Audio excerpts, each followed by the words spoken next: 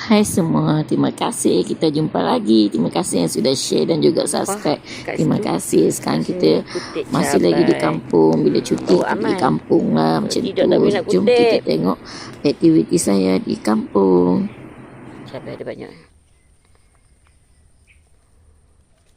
Cabai ni sedap. Makan sebiji-sebiji. Dengan laksa ke nasi ya.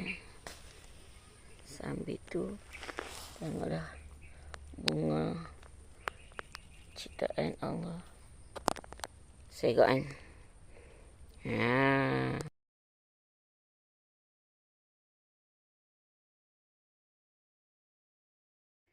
Ni dah sampai dah kampung. Lama tak mai. Semok samun. Nyamuk pun sejuta, nak ambil apa pun tak boleh. Dia duduk mai kat mata. Dia duduk hurung mata. Lawa nah.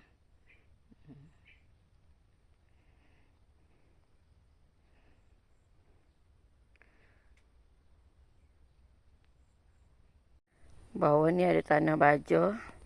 Lepas tu sekeliling ni merihlah naik pokok-pokok ni. Lalang-lalang. Naik gemuk-gemuk. Sebab dia sebelah dengan tanah baja. Tengok dia tak nampak rupa lagi dah. Bila kita tolong bagi clear balik. Aku nak petik lah segala-galanya ada dalam ni. Kan nak petik. Kalau tak petik pun membazir je. Macam mana nak petik? Nyamuk lah. Duk main hurung. Oh, lawa no. Kamera laki aku ni. Segak no.